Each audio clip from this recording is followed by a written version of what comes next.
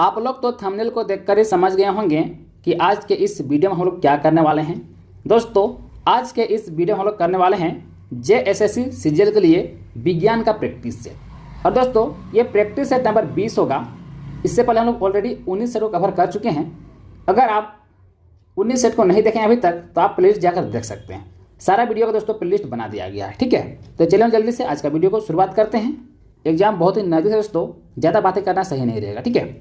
आइए सीधे आते हैं प्रश्न पे। देखिए पहला प्रश्न क्या है। भीषण सर्दी में ठंडे देशों में पानी की पाइपें फट जाती है। दोस्तों भीषण सर्दी में ठंडे के देशों में दोस्तों पानी की पाइपें फट जाती है, क्योंकि जमने पर क्या होता है, पानी फैलता है, इसीलिए फट जाता है, ठीक है। यानी क्या होगा, ऑप्शन नंबर पहला राइट आंसर होगा। नेक्स्ट बढ़िए, ऑप्टिकल फाइबर का आविष्कार किसने किया। दोस्तों ऑप्टिकल फाइबर का आविष्कार किसने किया, देखिएगा नरेंद्र कपानी ने किया है, ठीक है। Option number B. आगे बढ़ते हैं, वर्णाधता का दोष किस लेंस के प्रयोग द्वारा किया जा सकता है।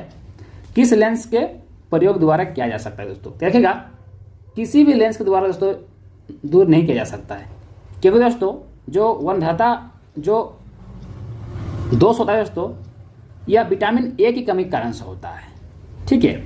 इसलिए दोस्तों इसको हम किसी भी लेंस से हम दूर नहीं कर सकते हैं, ठीक है। इसको दूर करने के लिए दोस्तों विटामिन ए की कमी को दूर करना होगा। आगे बढ़ते हैं, ध्वनि नहीं गुजर सकती है। दोस्तों देखिएगा ध्वनि निर्वात में नहीं गुजरता। आपको पता है दोस्तों ध्वनि कहाँ, निर्वात में नहीं गुजरता है, निर्वात में संचरण नहीं कर सकता है। आगे बढ़ते हैं, आर्द्रता का मापन किसके द्वारा किया जाता है। दोस्तों आर्द्रता का मापन दोस्तों हाइग्रोमीटर के द्वारा किया जाता है। हाइग्रोमीटर देखिए किसमें दिया हुआ, option number hygrometer, option number B में, ठीक है। तो इसमें हाइड्रोमीटर है, आपको कन्फ्यूजन नहीं होना, ये हाइड्रो है तो हाइग्रोमीटर याद रखना है, ऑप्शन नंबर बी वाला, ठीक है। आगे बढ़ते हैं, अगला प्रश्न क्या है। देखिए 900 ओम प्रतिरोध वाले किसी तापक से कितनी ऊष्मा उत्पन्न होगी यदि उसमें 0.3 एम्पीयर की धारा 10 सेकेंड के लिए प्रभावित की जाए तो, ठीक है। 10 सेकेंड के लिए प्रभावित की जाए तो। दोस्तों थोड़ा मैथमेटिकल टाइप का है, चलिए इसको सॉल्व करते हैं। आपको पता है दोस्तों कि तापक में उत्पन्न ऊष्मा बराबर क्या हो जाएगा, I² RT, ठीक है। I² RT होगा, ठीक है। देखिए I के मान यहाँ पर दिया हुआ है, ठीक है। देखिए I के मान क्या दिया हुआ है, मैं थोड़ा सा पेन को पतला कर देता हूँ, ठीक है। देखिए I का मान दिया हुआ है कितना, 0.3 का हम स्क्वायर कर, I का स्क्वायर फॉर्मूला होता है, ठीक है, स्क्वायर कर दिए, ठीक है। गुने R दिया हुआ है, देखिए प्रतिरोधक कितना दिया हुआ है, 900 दिया हुआ है, गुने टाइम यानी 10 सेकेंड दिया हुआ है टाइम, ठीक है। सबको गुना करना कितना होगा, सब गुना कीजिए। तो चलिए हम डायरेक्ट बता देते हैं, सबका गुना कर लीजिएगा जिसको मन है ना। इतना सा भरोसा कीजिए मेरे पास, हम डायरेक्ट आंसर जो बताएंगे वो सही बताएंगे, ठीक है।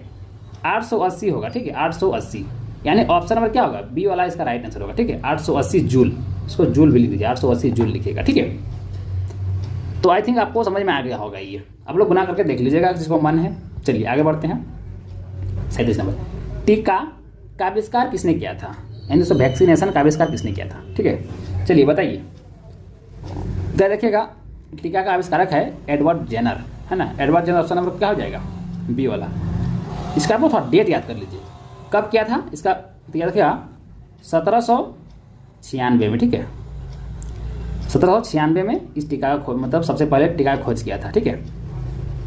आगे बढ़ते हैं, उस एकमात्र धातु का नाम बताइए जो जीवाणुरोधी होती है। दोस्तों उस एकमात्र धातु का नाम बताइए जो जीवाणुरोधी होती है। तो इसे रखिएगा तांबा होता है, ताम्र, कॉपर, ठीक है। आगे बढ़ें, क्वेश्चन नंबर देखिए 39, बर्तन बनाने में प्रयुक्त जर्मन सिल्वर एक मिश्र धातु है, ठीक है। किसका किसका मिश्र धातु होता है, देखिएगा कॉपर, जिंक और निकेल का, ठीक है। कॉपर, जिंक और निकेल का होता है मिश्र धातु। आगे बढ़िए, इनमें से कौन सा एक अक्रिय गैस नहीं है। दोस्तों देखिएगा इनमें से कौन एक अक्रिय गैस नहीं है। दोस्तों देखिएगा रेडन तो है अक्रिय गैस, आर्गन भी है, नियॉन भी है, यानी दोस्तों कार्बन नहीं है, ठीक है। कार्बन दोस्तों अक्रिय गैस नहीं है, ठीक है। ये देखिएगा अक्रिय गैस दोस्तों नोबल गैस कहा जाता है, याद रखिएगा, है ना।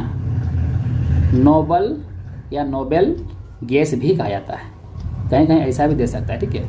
नोबेल गैस भी कहा जाता है, याद रखिएगा, ठीक है। चलिए आगे बढ़ते हैं हम लोग, क्वेश्चन नंबर अगला, पेट्रोलियम एक मिश्रण है दोस्तों। देखिएगा पेट्रोलियम जो होता है यह हाइड्रोकार्बनों का मिश्रण होता है, ठीक है, हाइड्रोकार्बन का मिश्रण होता है ना।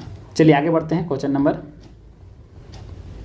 42 में, रेडियो एक्टिविता को मापा जाता है दोस्तों। देखिएगा रेडियो एक्टिविता को मापा जाता है गाइगर मुलर काउंटर द्वारा, ठीक है, गाइगर मुलर काउंटर द्वारा, ऑप्शन नंबर ए। आगे बढ़ते हैं, मानव शरीर में पाचन तंत्र का सबसे लंबा हिस्सा कौन सा है? सबसे लंबा हिस्सा तो होता है दोस्तों छोटी आंत, ठीक है, सबसे लंबा हिस्सा तो छोटी आंत होता है। अगर हम लोग बात करें इसका लंबाई लगभग कितना होता है, देखिएगा 6.5 से लेकर 7.5 मीटर तक इसका लगभग लंबाई होता है, ठीक है। आगे बढ़ते हैं, अगला है, निम्नलिखित में से किसका संश्लेषण यकृत द्वारा किया जा सकता है? यकृत द्वारा किया जा सकता है दोस्तों। देखिएगा विटामिन ए का, ठीक है, विटामिन ए का ऑप्शन क्या हो जाएगा? पहला राइट आंसर होगा।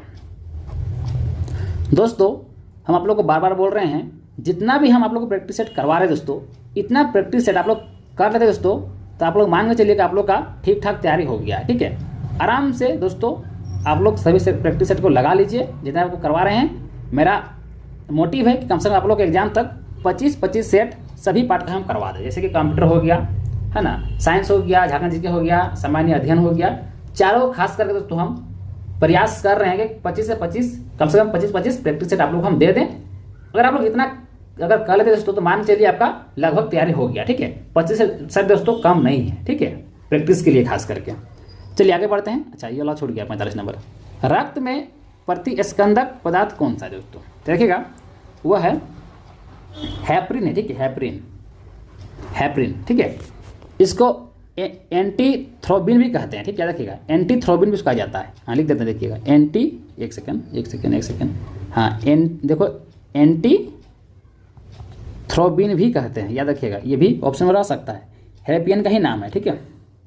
आगे बढ़ते हैं, निम्नलिखित में से किस हार्मोन को आपातकालीन हार्मोन कहते हैं? देखिएगा एड्रीनालिन को कहते हैं, ऑप्शन नंबर ए। आनुवांशिकता यानी जेनेटिक्स शब्द किसने गढ़ा है? किसने गढ़ा है दोस्तों? देखिएगा वह है बेस्टन, ठीक है, बेस्टन ने गढ़ा है। ऑप्शन में क्या हो जाएगा? सी वाला राइट आंसर हो जाएगा, ठीक है। चलिए आगे बढ़ते हैं, क्वेश्चन नंबर 48, टिटनेस का कारण होता है दोस्तों। देखिएगा टिटनेस का कारण क्या होता है? देखिए क्लास्ट्रीडियम होता है, ठीक है, ऑप्शन नंबर क्या हो जाएगा? ए वाला, ठीक है। आगे बढ़ते हैं, क्वेश्चन नंबर 49, निम्नलिखित में से किस प्रक्रिया में ऊर्जा मुक्त होती है? किस प्रक्रिया में ऊर्जा मुक्त होती है? देखिएगा श्वसन प्रक्रिया में ऊर्जा मुक्त होती है, ऑप्शन नंबर ए। अगला है क्वेश्चन नंबर 50, भारी मात्रा में अल्कोहल पीने वाले लोग प्राय मरते हैं, ठीक है, किससे मरते हैं दोस्तों? देखिएगा हृदय पेशियों के कमजोर होने का दोस्तों कार्डियक अरेस्ट से, यानी ऑप्शन में क्या जाएगा? ऑप्शन नंबर डी वाला राइट आंसर हो जाएगा। दोस्तों उम्मीद करते हैं कि आप लोग को ये सेट पसंद आया होगा। चलिए हम लोग मिलते हैं नेक्स्ट वीडियो में, तब तक के लिए थैंक यू, जय हिंद।